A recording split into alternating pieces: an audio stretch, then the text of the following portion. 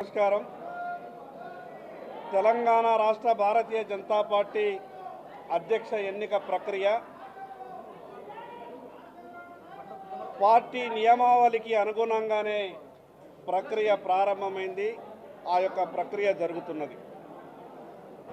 బయట టీవీలలో వస్తున్నటువంటి ప్రచారం మిగతా వాళ్లకు నామినేషన్ వేసేటటువంటి అవకాశం ఇవ్వలేదని, అలాంటి ప్రక్రియ ఏదో జరిగిందని బయట టీవీలలో వార్తలు వస్తున్నట్టు చూస్తున్నాం.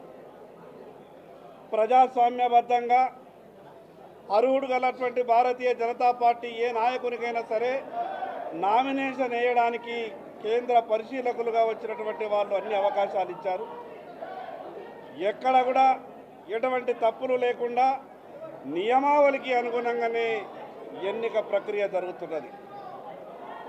కోట్ల మంది కార్యకర్తలు గల ఏకైక గొప్ప రాజకీయ పార్టీ భారతీయ జనతా పార్టీ. అందరికి ఆదర్శంగా ఉండేటటువంటి నాయకత్వం. ఎన్నిక ప్రక్రియలో ఎక్కడ ఎటువంటి ఏ చిన్న లోపం లేకుండా పూర్తిగా ఎన్నిక ప్రక్రియ జరుగుతున్నది. బయట జరుగుతున్నటువంటి టీవీల్లో కొన్ని వార్తలు వస్తున్నటువంటి వాటిని పూర్తిగా ఖండిస్తున్నాం. నియమావళికి అనుగుణంగా 10 మంది సభ్యులతో ప్రతిపాదనలు సిద్ధం చేసుకొని నామినేషన్ వేస్తేనే ఆ యొక్క నామినేషన్ పత్రం ఆమోదమవుతుంది. కాబట్టి నియమావళికి అనుగుణంగానే ఎన్నిక ప్రక్రియ జరుగుతున్నదని ఈ సందర్భంగా తెలియజేస్తున్నాం.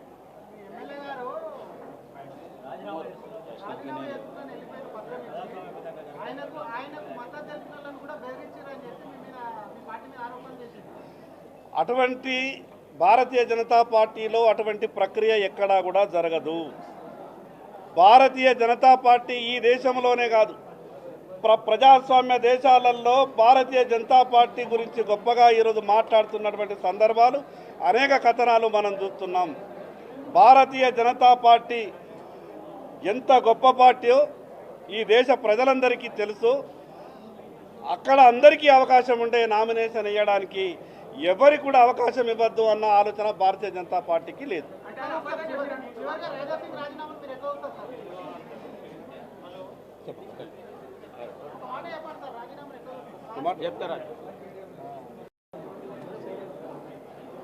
భారతీయ జనతా పార్టీ జాతీయ పరిశీలకురాలు కేంద్ర మంత్రివర్యులు శ్రీమతి శోభా కరాంజేజీ వారు రాష్ట్ర అధ్యక్ష ఎన్నిక కోసం నామినేషన్స్ స్వీకరించారు.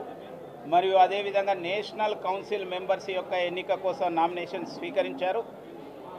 రేపు అధ్యక్ష ఎన్నిక ప్రకటన మరియు నేషనల్ కౌన్సిల్ మెంబర్స్ యొక్క ప్రకటన ఉంటుంది.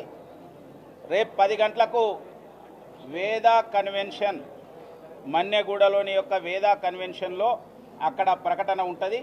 అక్కడ మా యొక్క ప్రస్తుత అధ్యక్షులు, అదేవిధంగా గౌరవ పార్లమెంట్ సభ్యులు, గౌరవ శాసనసభ్యులు, గౌరవ శాసన మండలి సభ్యులు, గౌరవ రాష్ట్ర పదాధికారులు, మండలాధ్యక్షులు, అదేవిధంగా రాష్ట్ర కౌన్సిల్ సభ్యులు, నేషనల్ కౌన్సిల్ సభ్యులు అందరూ కూడా అక్కడ హాజరవుతారు.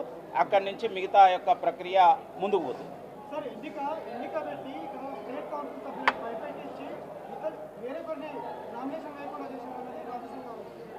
చెప్తాం. మీడియా మిత్రులకు నమస్కారం. ఈరోజు రాజా సింగ్ గారు ఉదయం పార్టీ ఆఫీస్కి రావడం జరిగింది. రాష్ట్ర అధ్యక్ష ఎన్నికలకు నామినేషన్లు స్వీకరిస్తున్న సందర్భంగా వారు వచ్చి ఇక్కడ ఈ ఎన్నికల అధికారి ఎవరైతే ఉన్నారో శ్రీమతి శోభా కరందాజ్లే గారికి నామినేషన్ పత్రాన్ని ఇవ్వడం కొరకు వారు రావటం జరిగింది. వచ్చిన సమయంలో వారు రాష్ట్ర ఇన్ఛార్జ్ అయినటువంటి అభయ్ పటేల్ గారితో వారు మాట్లాడారు.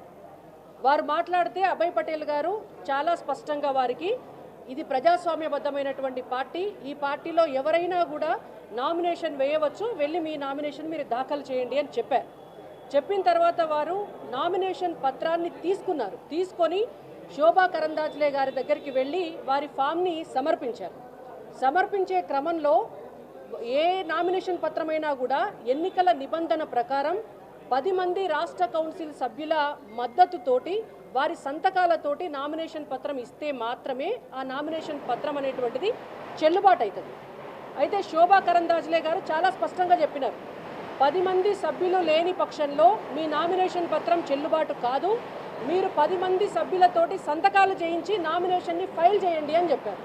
చెప్తే వారు బయటకు వచ్చి వారికి 10 మంది సభ్యులు సంతకం చేయడానికి 10 మంది సభ్యులు లేకపోవడంతో వారు ఉల్టా పార్టీని బదనాం చేసుకుంటా అబద్ధాలు చెప్పుకుంటా పార్టీ వారికి నామినేషన్ వేసేటటువంటి అవకాశం లేదని చెప్పి అబాండాలు వేయడం జరుగుతోంది.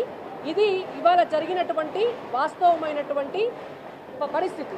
ఆ తర్వాత వారు కిషన్ రెడ్డి గారికి వారి రాజీనామా పత్రాన్ని సమర్పించారు. వారి రాజీనామా పత్రాన్ని కిషన్ రెడ్డి గారికి ఇవ్వడం చేత కిషన్ రెడ్డి గారు జాతీయ అధ్యక్షుల వారికి వారి రాజీనామా పత్రాన్ని పంపిస్తున్నారు. ఎందుకంటే వారు ఎమ్మెల్యే కాబట్టి వారి రాజీనామా పత్రాన్ని జాతీయ అధ్యక్షులు అంగీకరించవలసి ఉంటుంది. వారు అక్కడికి భవిష్యత్తులో పంపించడం జరుగుతుంది.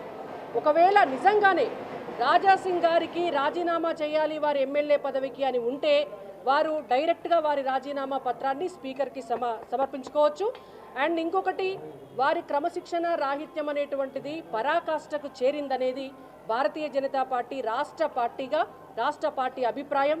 గతంలో కూడా అనేక సార్లు వారు క్రమశిక్షణతోటి ఉండకపోవడం వల్ల వారు సస్పెండ్ అవ్వడం జరిగింది.